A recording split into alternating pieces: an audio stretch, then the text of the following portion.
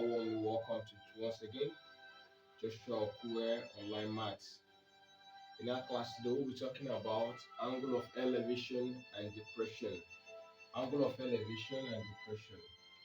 Now, when we talk of angle of elevation and angle of depression, what are we talking of? Just like the way I'm standing now, when I look up like this, the angle that is formed, we need to observe an object at the top is called angle of what? Elevation. And then while standing also, I start to look at an object on the floor. The angle that is formed is called angle of depression. So angle of elevation is angle that is formed when looking at something up, and angle of depression is an angle that is formed when looking at something below. For instance, you see this. You have uh, let's say we have this now. Maybe this is standing, and then you observe something on the ground here like this. This angle here formed is called the angle of what? This theta is called angle of depression. It's angle of depression. Why, for instance, on horizontal ground like this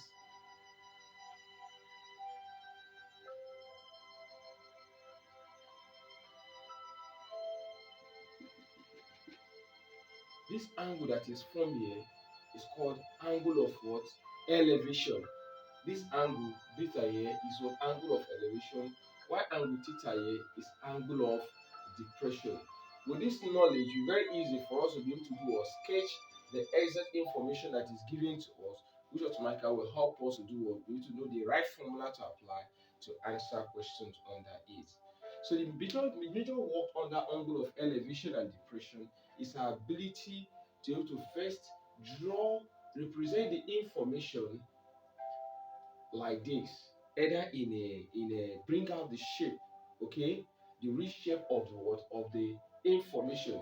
Sometimes you see them like this as if just a plain triangle. Sometimes it's in form of a quadrilateral. Whatever it is, our ability to be able to represent whatever information that is given to us into a diagram will help us, will go a long way in helping us to solve the question. Lastly, this question was the board now. He said that a ladder 30 meters long rests against a vertical wall. If the ladder makes an angle of 63 degrees with the wall, find the distance between the foot of the ladder and the wall. So we're going to first draw or represent this information in the diagram now. So let's say that this is the wall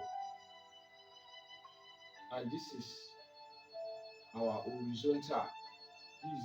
These are horizontal line. Now I say a ladder, this is the wall now. So this is going to be the what? The ladder now. Okay. So a ladder forms what? An angle of makes an angle of what? 63 degrees. Yes. So this is the ladder. Why this is the wall? So find the distance between the foot of the ladder and the wall. Remember, a ladder 30 meters long. This ladder is what? Is 30 meters long. Now we're going to find this distance. So we can try to label this A, B, C. Okay. So the length of the wall is what? Is BC. Why the distance that we are looking for now is between the foot of the ladder. This is the foot of the ladder and the wall. So this is where we are looking at. This part here. So let's call it what? X. Now this is very easy for us to answer question like this. Remember from our trigonometry, okay, we can actually use, remember our trigonometry we have um we have socatua, meaning that we use sine if maybe for example we are looking for the opposite and the hypotenuse is given to us. Okay, now we can use cos if the adjacent or the hypotenuse is given and we expect to look for either of them. And then we can use tan if the opposite or the adjacent is also what? Given. Now when you have a right angle triangle like this is what? The opposite, why this is the adjacent, and this is what? The hypotenuse. Now we have an angle here, the hypotenuse is given to us and we are looking for the adjacent. hypotenuse is given to us and we are looking for adjacent. So automatically we are going to use what? We are going to use cos. Okay, so let's say cos 63 degrees is equals to adjacent over what? Over hypotenuse. Cos 63, the adjacent is what? Is x, over the hypotenuse is what? Is 30. So what will I do here? We'll cross multiply. We're going to cross multiply that. So let me wipe this off now. Now I can do it to you. Okay, so cross multiply means x times 1 is what? Is x equals to what? 30 times cos 63. So that is equals to 30 times, we use our calculator now, cos 63 is equals to what? 0.453, you can say 0.4540. So times 30, so this gives us what? 13.6. 13.62. You can say this is x is approximately what? 13, or you can say approximately what? 14 meters to the nearest whole number.